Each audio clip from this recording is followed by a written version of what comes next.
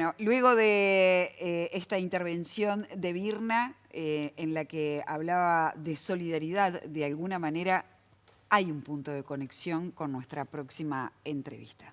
Esta mañana recibimos a Quique Kierszenbaum. Es periodista, es fotógrafo, es documentalista. Ustedes pueden ahora leerlo en La Diaria, pero ha trabajado para varios medios de nuestro país y también del mundo.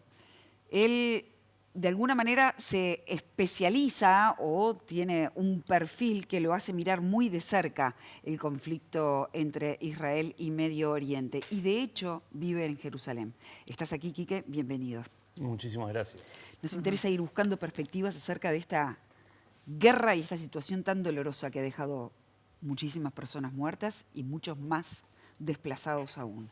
Estás viviendo en Jerusalén.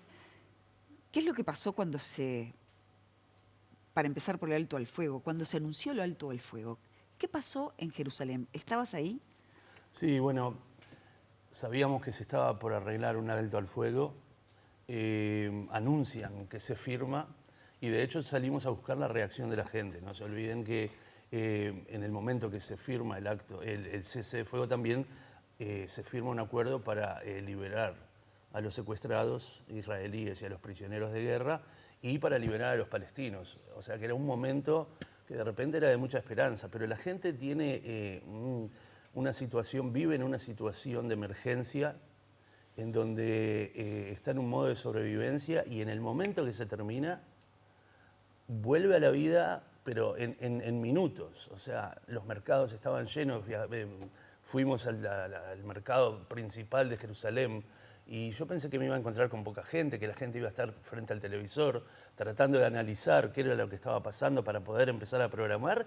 Y cuando yo salí, los cafés estaban repletos, la gente estaba en la calle, que hasta ese momento sí había sido bastante más lento. O sea, el turismo no llega a Israel por la guerra, por supuesto, porque ¿quién va a viajar en tiempo de guerra? Entonces de repente ver a la ciudad de nuevo viva, llena, ¿no? Como que de alguna forma más distendida, es parte de lo que pasa cada vez que se termina una guerra. El tiempo es muy corto.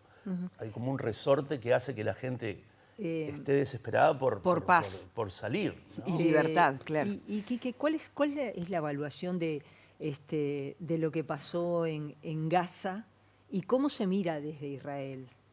La evaluación, ¿desde qué punto de vista? ¿Del israelí? Sí, Yo lo he repetido varias veces en estos días en Uruguay.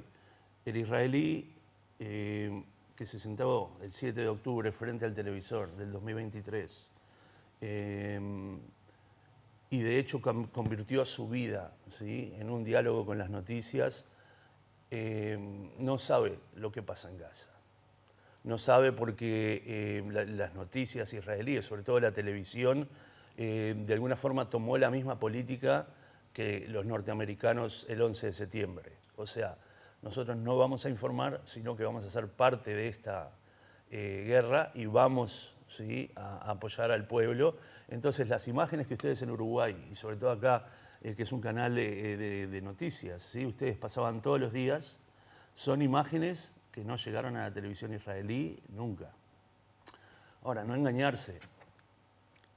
Todos tenemos esto, todos podemos consumir noticias de donde queremos, pero los medios principales optaron por ser parte de esa guerra, por no informar lo que estaba pasando. Entonces, cuando el israelí salía al exterior, se encontraba con un enojo muy grande, ¿sí?, de los distintos lugares en donde viajaba y no entendía por qué, ¿no? Porque no había consumido en 2 años y medio, no había consumido ese tipo de información, no sabía porque no había querido también. O sea, era una decisión también política, le servía escuchar la narrativa israelí de lo que estaba pasando. A tal punto que las imágenes que salen en la televisión israelí, que vienen de Gaza en general, son imágenes que las filma el vocero del ejército de Israel. ¿Sí? Todo lo que tiene que ver con agencias, todo lo que tiene que ver, yo trabajo para medios ingleses y lo que nosotros escribimos o sacamos es porque tenemos gente trabajando con nosotros, gazatíes que trabajaron toda la vida con nosotros. Entonces, A nosotros no se nos terminó, a pesar de que tenemos prohibido el acceso, no se nos terminó la información. Tenemos a la gente que siempre nos informó. ¿Sí? Pero el israelí no consumía esa información y por tanto no entendía qué era lo que estaba pasando. Pero por supuesto que el cese de fuego es el fin, ¿sí?, de la historia del secuestro de civiles israelíes, ¿sí?, también de militares israelíes, que volvían después de 2 años y medio a su casa. Entonces, en ese sentido, el cese de fuego se ve como algo importante. Pero a no equivocarse, o sea, hay una deshumanización total del palestino en Israel. La gente en general, y esta guerra, y sobre todo el 7 de octubre, ha fomentado mucho más esa deshumanización. Entonces, ¿qué es el resumen? El resumen es, nos atacaron, nos tuvimos que defender, y bueno, es una guerra, que lo escuchan en muchos lados aparte. ¿Y cómo ven tu forma de pensar, por ejemplo? Bueno, yo creo que lo que pasó es una locura. O sea, el 7 de octubre hubo un ataque terrorista de Hamás que atacó, ¿sí?, a civiles. Se llevó a gente mayor, niños y mujeres de sus camas a Gaza. Pero la respuesta israelí, cuando publicaron cuáles iban a ser los objetivos de la guerra, el principal objetivo al principio era liberar a los secuestrados. Después era terminar con Hamás. Y ahí, en esa nebulosa, se perdió, ¿sí?, la verdadera frase, que era una guerra que, entre otras cosas, buscaba una venganza. Y que lo que pasó en Gaza y lo que sigue pasando, porque la crisis humanitaria no se terminó con el cese de fuego, la crisis humanitaria sigue. Sobre eso, Quique, te quiero preguntar, ¿cuál es la situación hoy después del cese al fuego en Gaza? Terrible. Primero, estamos en invierno. La gente está viviendo en carpas y en ruinas. El viento les lleva a las carpas. El mar Mediterráneo les entra a las zonas donde están acampando y se les mete adentro de las carpas y les destruye todo lo que tienen, lo poco que les quedó, lo que juntaron, la comida, las pocas cosas. La ayuda humanitaria no llega suficiente. Los hospitales están o destruidos o semidestruidos. ¿Cuántos muertos? Bueno, sobre los muertos, lo importante es de que el número oficial de muertos que los han identificado ya, que se sabe que tienen nombre, apellido, número de identidad, son 71.000. Pero no se sabe cuántos muertos hay debajo de las ruinas. Pero lo interesante de ese número es de que hasta hace una semana, ¿sí?, una semana, 10 días, todo el aparato, tanto el israelí como la gente que apoya a Israel, decían de que los periodistas estaban mintiendo, de que estaban tomando el discurso de Hamás, de que Hamás estaba inflando los números, y hace 10 días el ejército israelí reconoció por primera vez ese número como el número de personas que se había muerto. O sea que 2 años y medio de peleas, ¿no?, de tratar de desacreditar a los periodistas, cuando utilizaban el único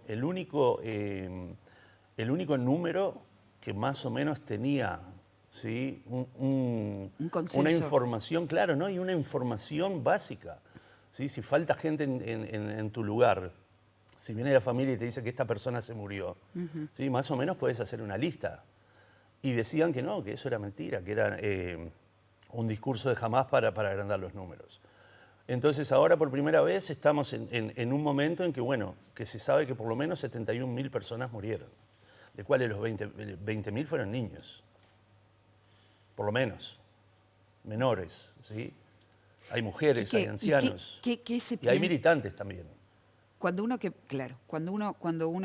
piensa en Israel, también piensa en distintas maneras de ver el conflicto. No es Israel todo, sino hay un Estado que ejerce determinadas acciones que son entendidas por unos por genocidio, por otras como una acción justa para reivindicar lo que pasó el 7 de octubre. Hay distintas miradas desde Israel sobre lo que está pasando en Palestina. ¿Está creciendo la mirada crítica hacia Netanyahu luego de que se pueden comprobar esta cantidad de personas muertas o desplazados o de la crisis, o no?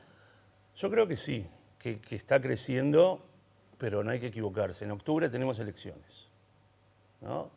En un país normal, ¿sí?, todo el liderazgo político de un país, después de que se termina una guerra, que empieza como empieza, con un error militar, ¿sí?, no tenían información de que jamás iba a atacar, y si la tenían, no la habían manejado en la forma necesaria. Se llevan a 250 personas, matan a 1.200 personas.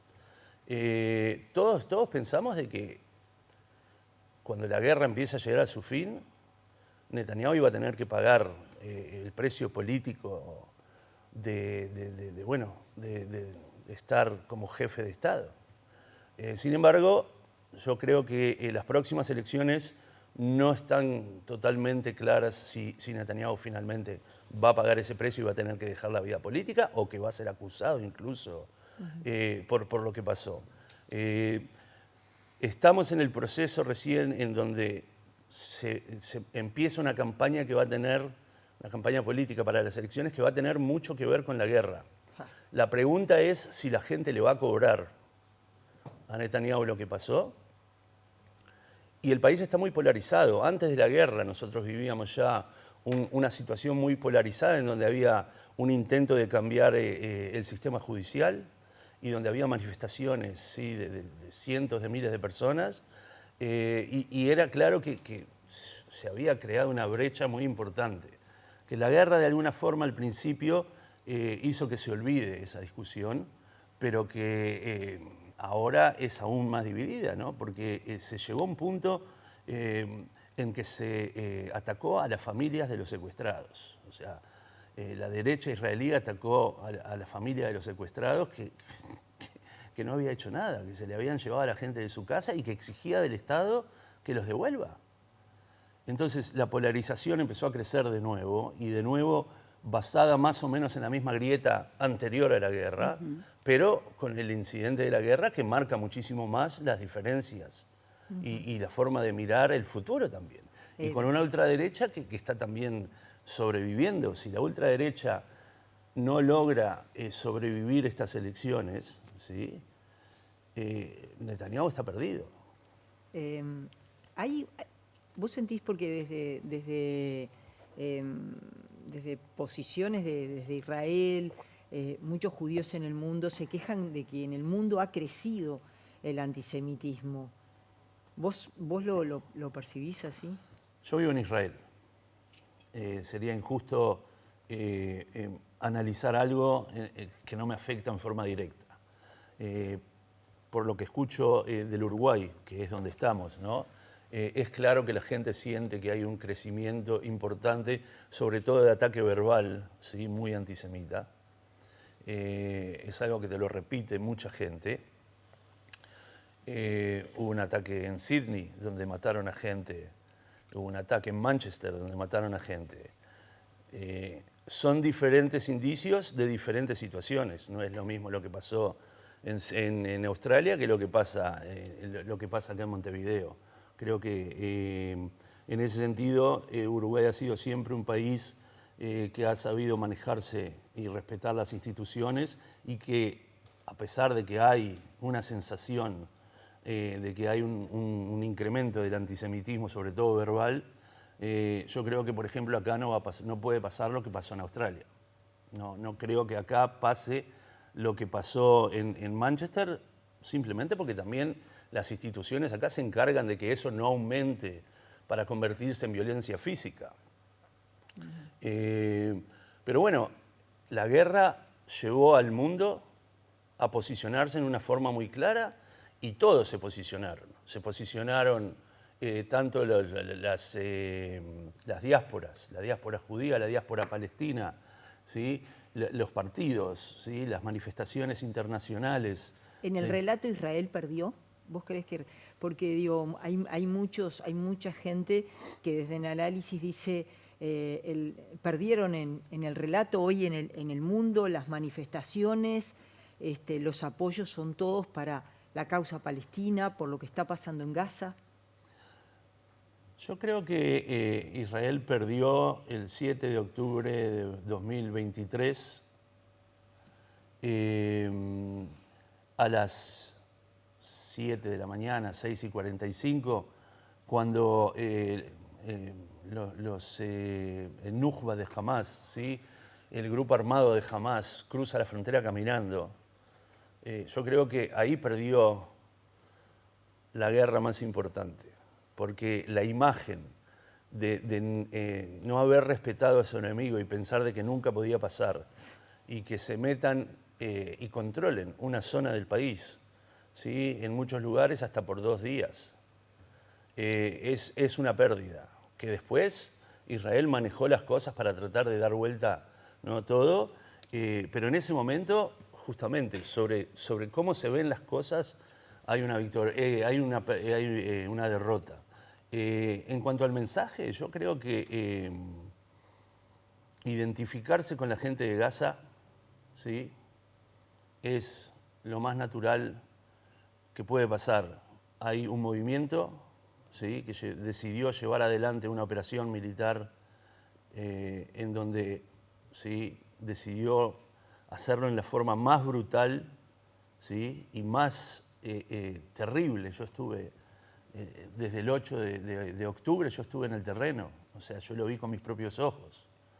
No se puede decir que eso fue un ataque de liberación cuando prendiste fuego casas con gente adentro, cuando mataste mujeres, niños, ¿sí?, cuando mataste, por ejemplo, un anciano que su último cuarto de vida, ¿sí?, un israelí, ¿sí?, una persona de izquierda que su último cuarto de vida, todo lo que se dedicaba era ir al puente fronterizo de Gaza, juntar pacientes palestinos, llevarlos a los hospitales en Jerusalén y en Cisjordania y traerlos de nuevo. Estuvo secuestrado y murió en un túnel. O sea, eso fue terrible, pero también es claro, ¿sí?, que la población civil no era la que tenía que pagar el precio por lo que pasó. Se destruyó totalmente todo Gaza. Se destruyó una cantidad enorme de hospitales. ¿Sí? Se mató periodistas. Y ni que hablar de que, bueno, ¿no?, que en esos números también hay números muy dolorosos porque los porcentajes son muy difíciles y todos te quieren analizar, ¿no? Pero si vos pensás en la población de Gaza y la cantidad de menores... Pero matar a 20.000 niños, ¿sí?, es un número muy grande.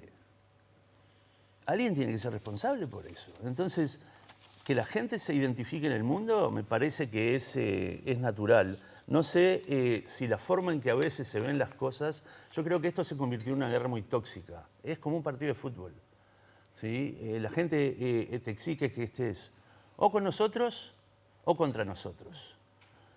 Falta una palabra, y con eso falta una palabra, que es que las cosas son complejas. Una persona puede sentirse mal, ¿sí?, dolorida y triste por la gente que se murió el 7 de octubre, y se puede sentir muy dolorida y muy mal por los palestinos civiles que se murieron en Gaza. No tiene por qué ser un partido de fútbol. Tiene que ser complejo. Y la gente no acepta, mucha gente no acepta esa mirada, ¿no?, de poder entender No, que por uno... eso te digo que es muy tóxico, es un partido de fútbol. Mucha gente de los dos lados no acepta. Y las miradas críticas pagan su precio, Como siempre. en general. Gracias, Quique, por haber venido esta mañana.